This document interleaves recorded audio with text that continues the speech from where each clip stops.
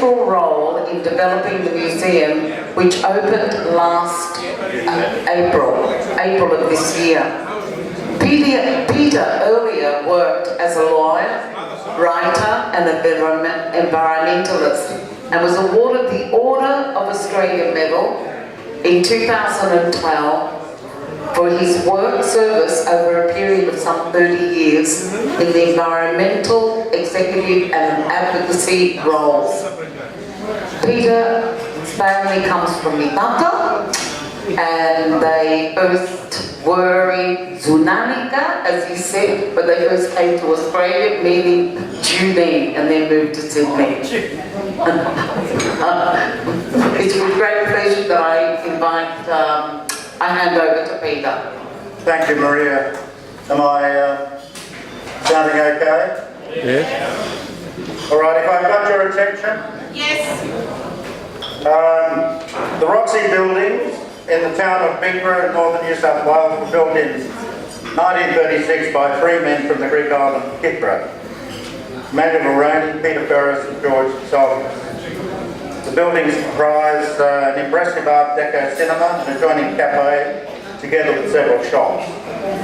The buildings have all been restored and they're owned by the local council and managed to a large part by the local council, Guida Shire, although the cafe has been leased to a private operator.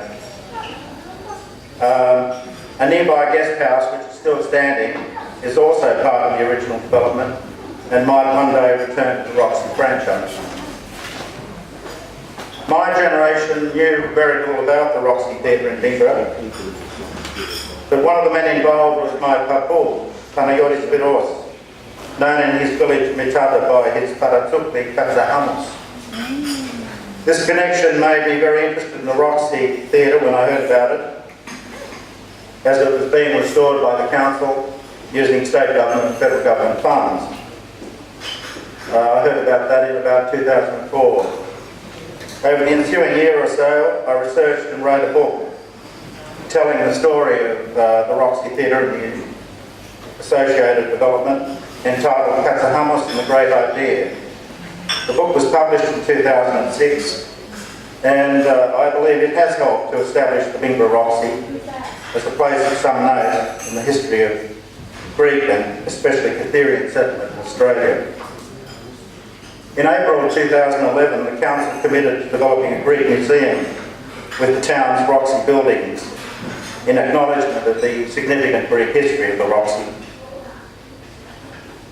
A museum committee was established, which included locals John Wern and Peter McCarthy, myself, George Bullis from the Kytherian Association Committee, and others. Later that year, the New South Wales government announced a grant amounting to about $95,000 under the Arts Funding Program for the development of the Greek Museum. And contributions to the museum were also sought and received from private donors. The Nicholas Arani Trust gave a total of $55,000. Kytherian Association of Australia gave $15,000. Nick Politis, the Kytherian businessman, gave $5,000. Angelo Notaris, Emmanuel Comino and other donors contributed to the funds available. And although it was not a large amount of money for developing a museum, we have managed to do that. The museum also received assistance from AHEPA, the Australian Hellenic and Progressive Association of Australia. And of course there was much valuable administrative and technical support from the staff of Guida Shire Council. A draft design brief for the museum was produced by myself as curator, with the help of the Powerhouse Museum staff in Sydney.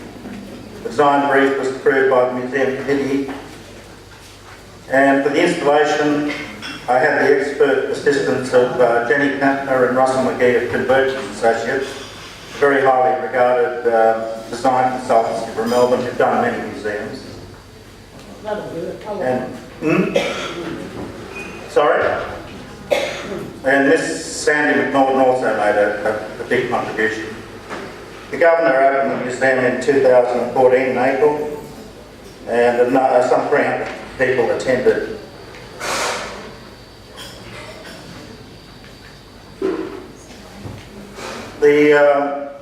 The mission of the museum is to explain and illustrate the story of Greek immigration in country areas of New South Wales. Cafes and cinemas were a feature of that period, and the museum is based in the cafe theatre complex, and that's its main focus. There are also displays to complete the story covering 19th century Greek settlement and the great wave of immigration from Greece after the Second World War. The most important artefacts by far are the Roxy Theatre and Roxy Cafe, now restored. They're very fine buildings and rare survivors of the Greek cafe era, and they are the reason why this museum is situated in Bingra. And I don't believe it would be easy or even possible, perhaps, to find a collection of buildings of this kind in another location of equal significance. Here you see the facade of the Roxy. And this is the view from the corner of Cunningham and Maitland Streets, Main Street of Bingra. It's a mixture of Art Deco and Californian Spanish revival elements. Here we see the interior of the auditorium. It's worth contemplating Kevin Cork, the cinema historian, the late cinema historian, who entitled his research project into Greek picture theatre owners, Parthenons Down Under. And when you look at the interior, you get a sense of what he meant. These were often elaborate buildings with an eye to the aesthetics, and the Roxy Theatre is certainly a good example. I'm not getting the whole frame in, but we'll have to make do. Here's some of the seating, and we've also got a frame showing the very interesting proscenium, highly decorated proscenium.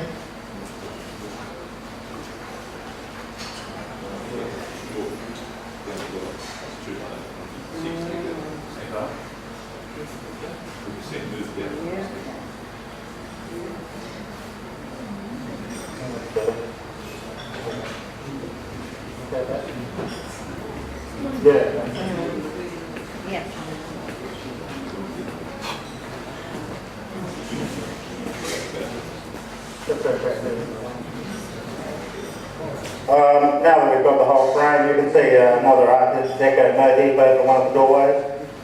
And in the bottom left we've got Hogan and his support actor in a movie that was made some time ago, a road movie, and they used the Roxy as one of the sets. This is the cafe, which has also been restored. The booths down the front are the original booths, which are found in local collections.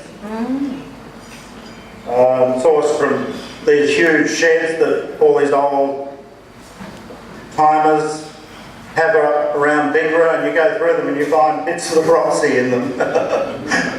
And there we found all the original booths. The tables are from an equivalent cafe in Bingra, not in Bingra, in Burrell. This was the Regent Cafe in Burrell, which was run by the Fardulli family from 1935. It was originally opened by Harry Fardulli, and then it was operated by his son, got a name, Conan, daughter Dorothy, who carried on for many years. Yeah, thanks. This is the Art Deco signage above the Roxy Cafe entry. and the bar, which the bar you can see came from the Region Cafe in Burrell. Now here we have the rear view showing the large Roxy Theatre structure, and behind it the still existing and very original guest house, which is used for low-cost accommodation at the moment, I think owned by a private charity.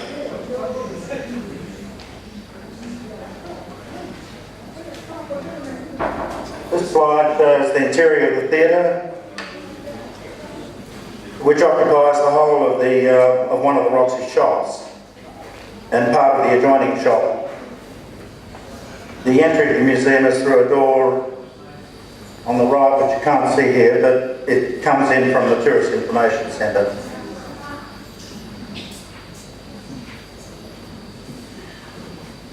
Here we show Russell McGee on the right, and council tradesmen and gardening staff manoeuvring one of the original Roxy Theatre film projectors in position.